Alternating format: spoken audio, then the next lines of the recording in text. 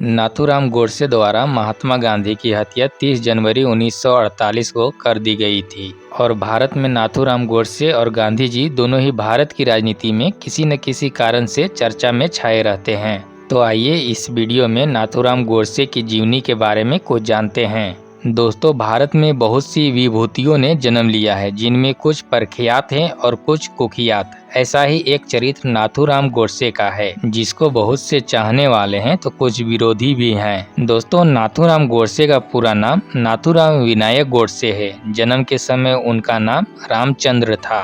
कुछ दुर्भाग्यपूर्ण घटना के कारण नाथूराम को उनका नाम दिया गया था। उनका जन्म 19 मई 1910 को बारामती, पुणे, महाराष्ट्र में हुआ था। उनके पिता के नाम रामचंद्र विनायक गोडसे और माता के नाम लक्ष्मी था। दोस्तों, गोडसे के माता पिता के पहले 3 लड़के बचपन में ही मर गए थे और उनकी एक बहन बची थी और इसलिए गोडसे के माता पिता ने सोचा कि शायद कोई श्राप है, जिसके कारण उनके घर में लड़के जिंदा नहीं रहते हैं।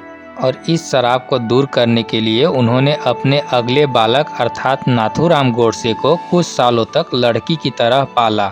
उनको नाक में नथ पहना दी गई थी ताकि उस श्राप को रोका जा सके और जब तक उनको एक और बालक नहीं हो गया तब तक उनकी नथ नहीं उतारी गई थी और इसी नथ के कारण उनका नाम नाथूराम पड़ गया था। और गोडसे ने अपनी 5वीं कक्षा तक की पढ़ाई हिंदी माध्यम में की और बाद में इंग्लिश माध्यम में पढ़ने के लिए पुणे चले गए थे। और गोडसे पढ़ने में होशियार नहीं थे और मैट्रिक परीक्षा में फेल हो गए थे, जो कि उस समय निचले क्रम की सरकारी नौकरी के लिए अनिवार्य योग्यता थी।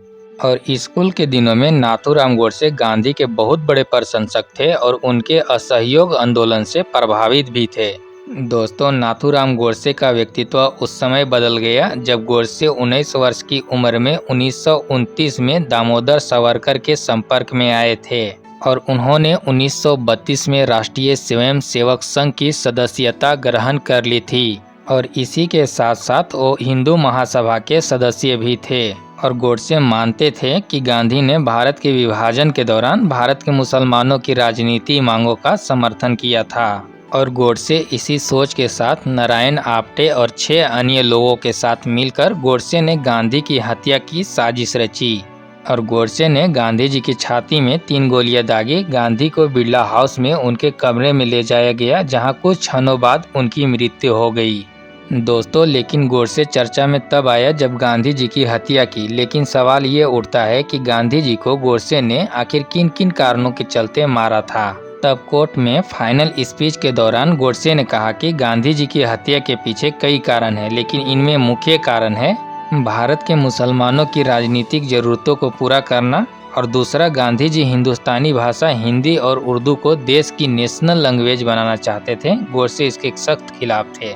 यह तीसरा और सबसे अहम कारण है गांधी जी का मुसलमानों के प्रति प्यार। गोडसे ने कहा कि गांधी जी ने मुसलमानों को अधिकार दिलाने के लिए कई बार अनशन किए, लेकिन उन्होंने हिंदुओं को अधिकार दिलाने के लिए कभी अनशन नहीं किया था।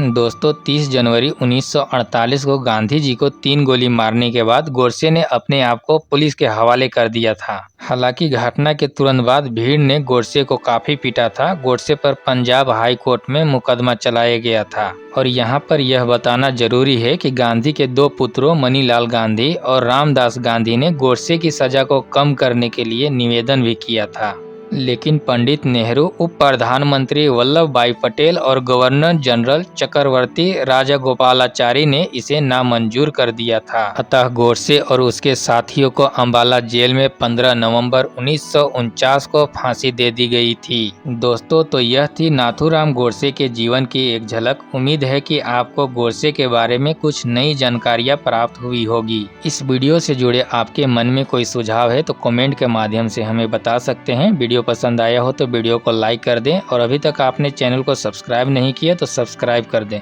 धन्यवाद।